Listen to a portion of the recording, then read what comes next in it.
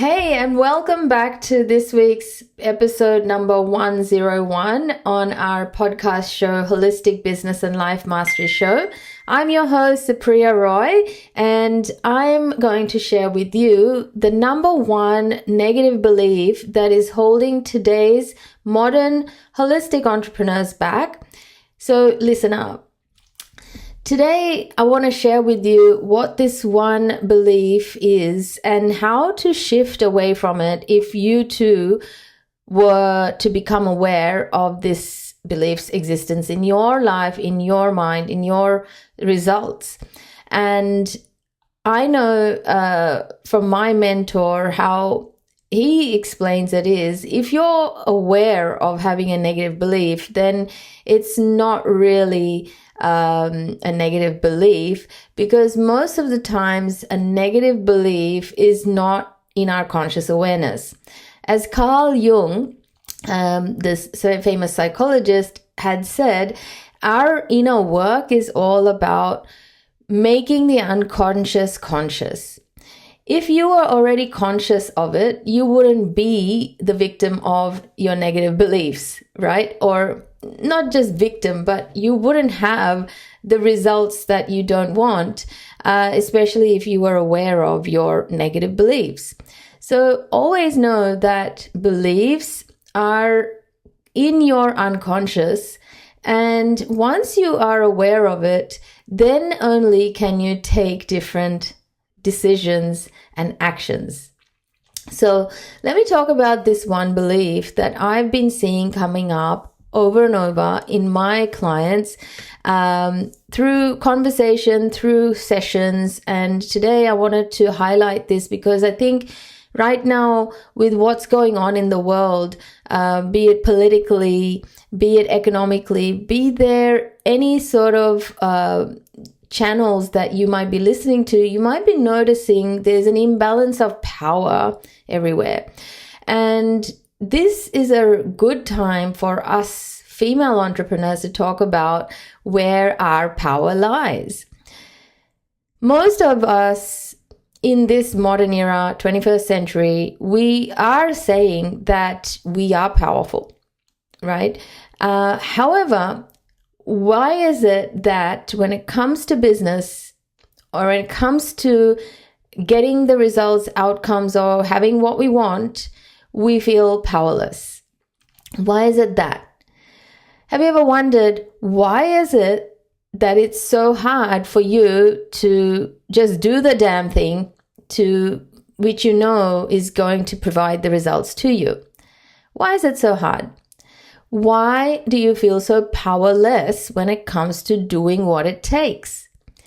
This is the topic today, and I want to uncover or help uncover a few things based on my professional and personal experience, also stories from my clients' experiences. Sound good?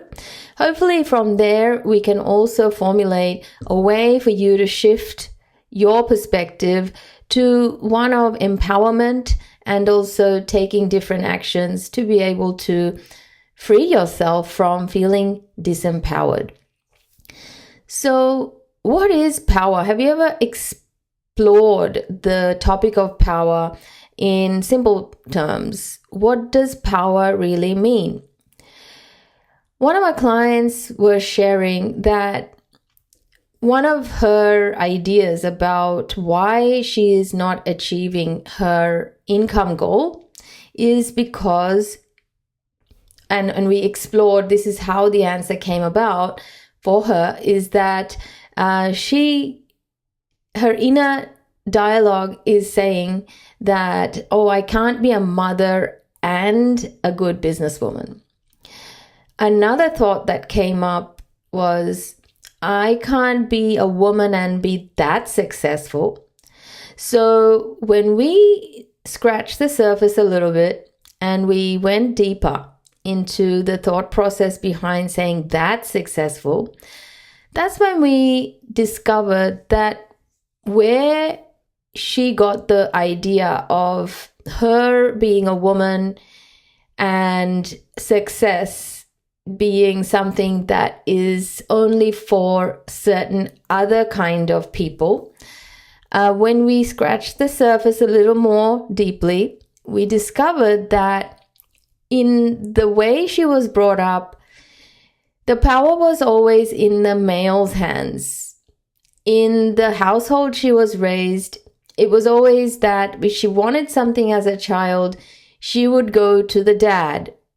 Okay, and the dad would give permission whether she can have or not, or give the promise if she can have it or not. Yes, mom would get her to ask dad and be there for her, but it was dad that gave permission. It was dad that said, yes, you can have it. It was dad that said, yes, you can go.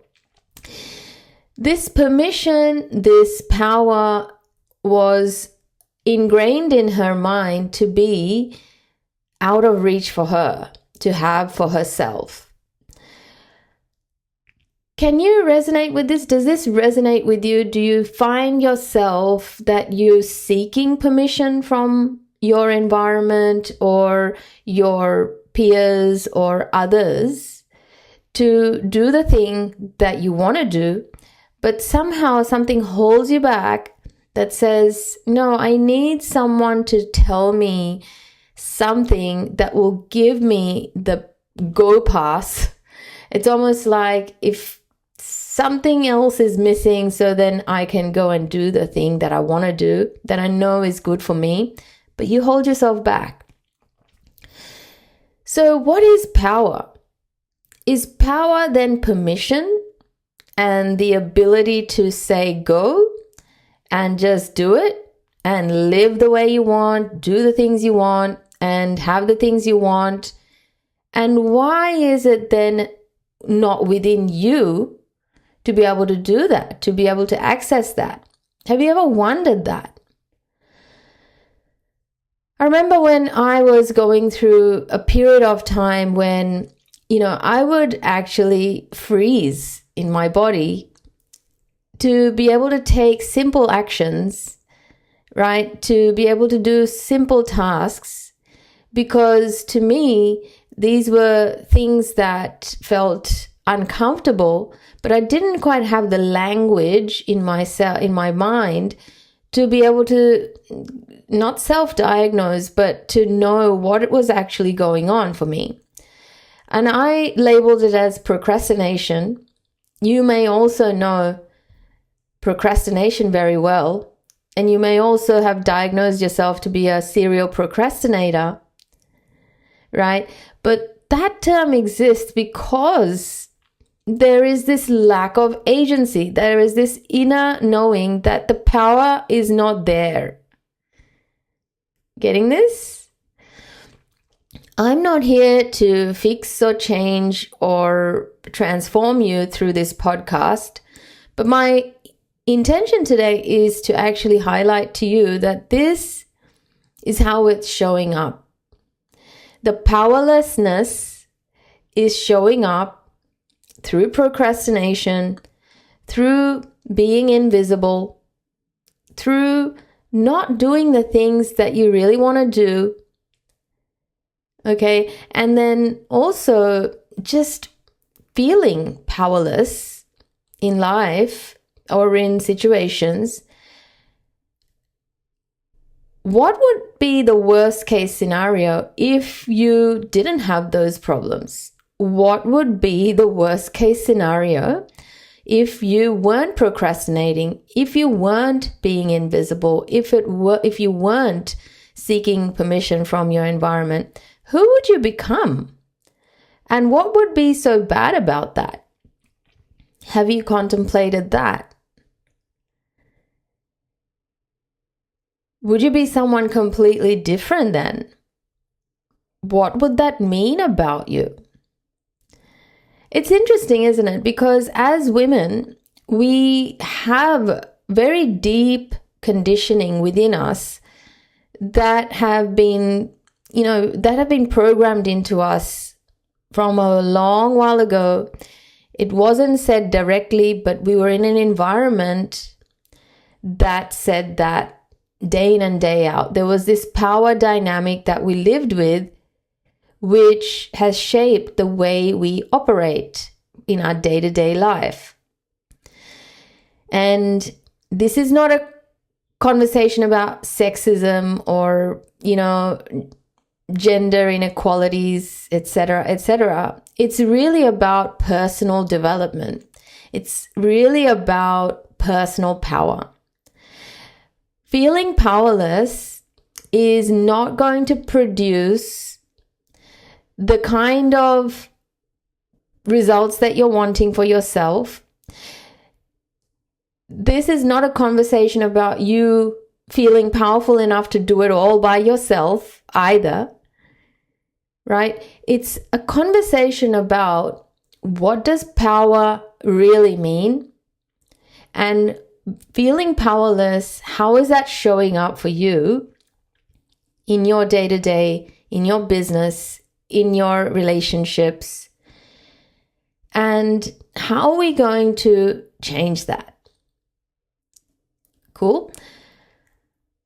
I started talking to my client about this. Okay, in our session, we started exploring what was the earliest memory of her learning this truth about herself, that she can't be that successful. What does that successful mean to her? And where did she learn that?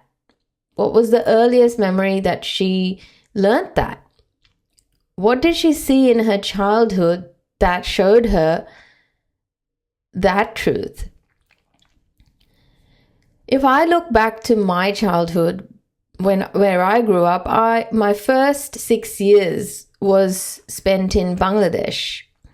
And this is a Islamic dominant country, and most of the power, spending power, freedom and everything, everything that related to the freedom to be, do, have, laid in the man's hands.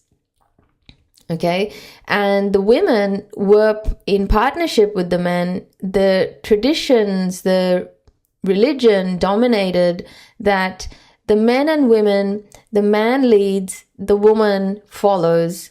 Woman has a say, though who is the spender? It's the man. Who is the earner? It's the man.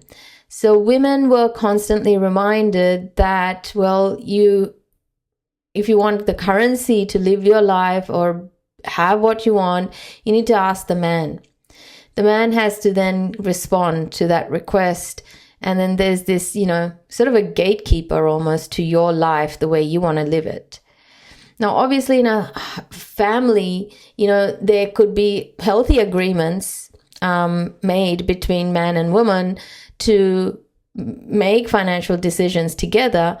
Though if the structure is such that the man is the one that brings in the money, also handles the money, then he has a lot more power to live in the world than the woman, right? Even if it's all hunky-dory, there's no conflict, that's the dynamic. So can you see what I'm saying? So my conditioning from a very early point in my life was that I had to ask for what I wanted, and if I don't ask, then I won't be, and if I don't ask with a good reason, I may not get it. And I also was conditioned to know that yes, there's money, but I don't have direct access to it. So how that was showing up in my life later on in my adulthood, was that I would make money, but I wouldn't have access to my money. Somehow my money would go somewhere else. Somehow I would make decisions that were really weird, which gave away everything I made. And I would be like, wow, so I'm the one who goes to work. I make the money, but I don't keep it. Somehow I would spend it, or I'd get a bill and I would not manage my money well, right? And I didn't even prioritize learning how to manage my money until I got into business. But in my first decade of being in the workforce, I made a ton of money. I even bought myself a property. Like, I was doing really well financially, but I had no clue about managing money. This is how I lived back then, but I hadn't realized why that was happening unconsciously. So let's come back to you. I promised to show you what is the number one negative belief holding you back on your journey to success. And that is this feeling of powerlessness.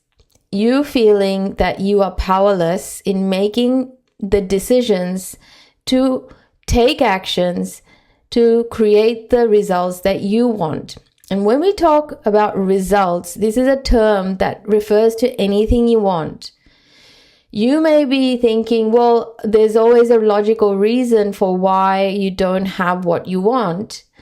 And you could spiritualize it by saying, no, it's not all about having what I want. And, life doesn't work like that. Well, those are all justifications. But what if you did have a wand, a magic wand, which you could just wave, and it would actually give you whatever you wanted? What if you had that wand in your hand? Why do you not have it? Have you ever thought of that? So when you think about it like that, it may sound silly, though these questions are just there to loosen up the way you currently look at power. You may be thinking of power to be something that is externally based. That to become powerful physically, you have to lift weights so your muscles get stronger. To feel powerful in money, you may think that you have to work harder to bring more money in. Okay? So to feel more powerful in your relationship, you may think that you have to sacrifice being really giving and generous and be more reserved to get more power. Can you see that there is this line of thinking of a trade-off of some kind that needs to happen for you to feel powerful? And that is the unhealthy way of operating, because that is again repeating what may have happened in early childhood, which taught us, especially as females, that we have to do something to gain this understanding that we have the power. Okay, it comes from outside. Contrary to that, we've got to challenge that to know that the power is always within us. It was a societal construct that made us believe that someone else is more powerful than us. And when we really look at the way we got that impression is that when we were in that dynamic where dad or grandfather or uncle or someone that's a male or someone that was giving us what we wanted as a child, we thought we needed them to make a promise. And, because they can keep that promise, we made them to be like God's most powerful thing on earth. And we think that to be powerful, we have to be like them. And we could never be like them. We don't want to be like them. So we decide unconsciously, like my client made a decision that, I as a woman, I can't be that successful, because that successful is not, it doesn't resonate with who I am. So another thing that we came to the realization of, what would be a healthy belief for that would be that you get to define what powerful looks like for you. You can be a mother and a businesswoman. You can be a wife and a businesswoman. You can be a career woman as well as a successful businesswoman. You can be whatever you want. The power is within you. You don't need the permission from the world to say how good you need to be, because success is by definition your own definition. Second, to be successful, unless you define a vision for yourself, unless you have a vision for yourself, your mind will constantly say, I can't be that successful. Well, what is your measure of success? What is your measure of power? Thirdly, what does being powerful mean really? Where does this sense of power really come from? Let's look at a contrasting thought. What does powerlessness look like? Because a powerless person doesn't make promises. The powerless person can make promises, but they can't keep promises. A powerless person can't do things because they don't know how to follow through, right? They don't have that power within them to follow through. So what's the exact opposite of that? You may have grown up around a father that didn't deliver on their promises. You may have, grown up around adults that didn't show up for you, and you may have grown up around people that didn't follow through. They just didn't do exactly what they said they will do. And you may be showing up as the same kind of person in your life because that's what you learned to do. You thought, this is the way I am. That's not for me. I'm not as powerful. Those people are powerful, whoever those people were. But you see, it's a learned behavior. But don't forget, the power is always within you and me. The power is always within us. And so the third thing that we can do is actually invoke the power by starting small now. If you have been procrastinating, that is just a symptom. Procrastination really means that you are feeling powerless to follow through on what you said you would do. Or you're putting work, you're going to put it away for now and do something different, even though you know that you need to do that now. And that just makes you constantly come back to the feeling of, that's what I do. I always put things, away. I push things back. That's just me. Well, you're just continuously disempowering yourself that way, isn't it? You're just repeating what you learned growing up about yourself. That's unconscious for you. That's why it feels so natural to you. But now, hearing this, if you can see that that's been unconscious, now you get to take conscious action, knowing that this is just because you feel within you have a belief that you are powerless from whatever happened in your childhood years. That powerlessness is showing up as procrastination. And this is rife in entrepreneurship. It's a common obstacle we coaches help our clients overcome, because we ourselves have had to overcome it, right? Otherwise, we can't really survive running a business being a procrastinator. We can't.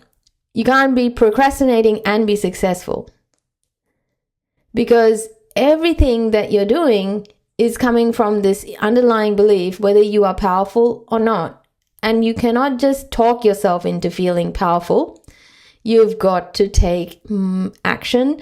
You've got to raise your confidence in yourself by keeping your own promises, by giving yourself the permission to do the things that you're uncomfortable doing. By taking action now, even if it's a baby step, instead of putting it off completely, by giving yourself something to live for that you know that's going to help you realize that the power was always within you. With great power comes great responsibility, right? So when we look back in our childhood, if we have grown up around males that sometimes they were strict, sometimes they didn't want to give you everything you wanted, they were given a lot of responsibility in that era, right? They were managing the finances so that they could fend for the family, they could run the family well. We may have perceived it as if that they are mean, or, people with power are mean, or we don't want to be that way. But if you look back with your adult's eyes and mind, you might see that, yes, of course, with great power comes responsibility. And that means we're not always going to say yes to everything, right? The power is within you to say yes and no. And so you can say yes to things that matter and no to things that don't. No doesn't mean never. No just means maybe later, maybe next time, right? But this is the road of personal development and personal growth. If we want to shift away from feeling powerless, we must be the one to contemplate every day. What if you gave yourself permission to think, to feel, and do exactly what you wanted? What would happen then? What would become possible for you and your business if you gave yourself permission to think, to feel, and do exactly the way you wanted? What would become possible for you in your life, in your relationships, in your health? That power, nobody can give you that. As an adult, you get to give yourself the permission now, every single day. And unfortunately, I hate to break it to you that power is like a muscle. What you don't use, you lose, and this is why we must always get aligned to a vision that we're living into. So every single day we have a purpose that we live with. And we strengthen this power of personal power by keeping our daily promises to ourselves, whether it be through practice of health, practice of business, practice of relationship, practice of spirituality. It's really to engage those muscles of being someone that keeps their word to themselves. And the more we do that for ourselves, the more powerful we become to then start keeping our promises to others. That's when others can step in and ask for things from us. And we can confidently say, yes, I can deliver that for you. I can give you that, right? And be that person that can keep their word to others. And that confidence and certainty comes from being able to exercise our personal power, say, every single day. So I don't know who's listening or watching this show and episode at the moment, but if you listen to this and you resonated with this, and if you like this kind of content, will you do me a favor? Would you mind sending a review, sharing a review, or sending me a DM on Instagram, or, on this channel, on this video, leave us a comment and let me know what you thought, if you liked it or you didn't like it, if it resonated or it didn't resonate. And I'd love to know, so I can make more content like this or not like this. So thank you so much for tuning in today. Trust you got some value out of it. If you're in the field of changing people's lives, you are in the business of empowering others. You are in the business of, invoking that personal power in others, because everything is a choice, right? Everything is a choice. So whether we say yes or no to ourselves, it's a choice. And that personal power, it's coming from a deeper belief of how powerful we think we are. That inner belief is not our fault. Whatever is unconscious is not our fault. It's not your fault. It was, it was passed on to you through your environment that you grew up in. Whether you are from an ethnic background or a non-ethnic background, doesn't matter. We grew up in certain circumstances where we were children and we interpreted the world the way we interpreted it. And then whatever is showing up in this timeline, in this time frame, in this current endeavor, like if you are listening to this show, then you are a solopreneur, you are a holistic professional that wants to start their business, or you are already running your holistic practice. And this stuff is going to show up in the way you do things in your business. And that's why we need to always be mindful of what is unconscious for us. The results that we have currently is a result of our beliefs. Beliefs create results. If you don't like the results, you must explore what is the underlying belief that's creating that, because beliefs mean that you are having a sort of a quality of thought that's creating a feeling, and then from that feeling, your actions are going, right? Your actions are being taken. So it's a pretty clear formula. When you want to change a belief, you can't just take different action. You've got to understand where it comes from. That belief, you've got to make it conscious. Once it's conscious within you, that's when a chemical change happens within you. You have an aha moment within you. Let that happen first. Taking action that works for another person is just not the right way to go, because we all have we may have the same belief, but our origin story and experience, how we got that belief instilled in us, the programming may be different. And the inner work that Carl Jung talks about, that all the holistic personal development gurus talk about, is about exploring how did we come to actually get enrolled in this belief.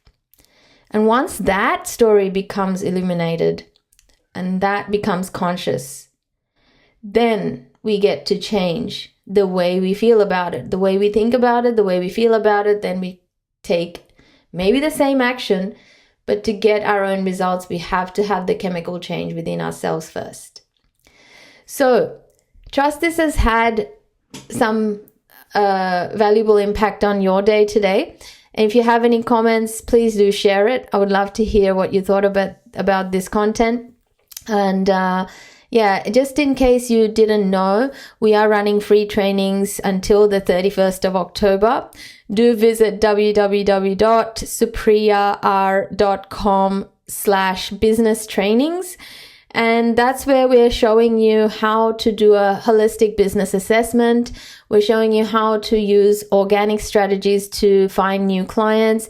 And we're also showing you how to overcome the 5 main problems to make the first or next 100K in your business. So if you're interested in any of those things, then do sign up. They are free trainings in partnership with the New South Wales government, the Business Commission. And I hope to see you there.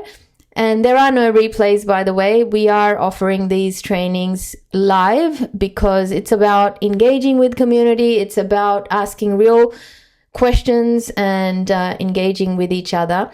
And also in November, we've got a 90-day challenge being launched for anyone that wants to build a campaign for their product or offer.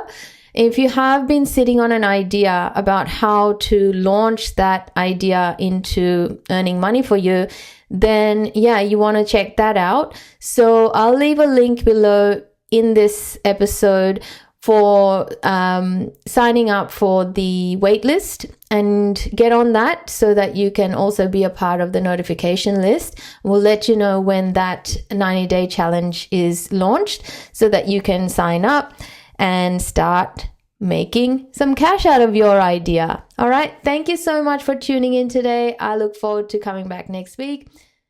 Take care.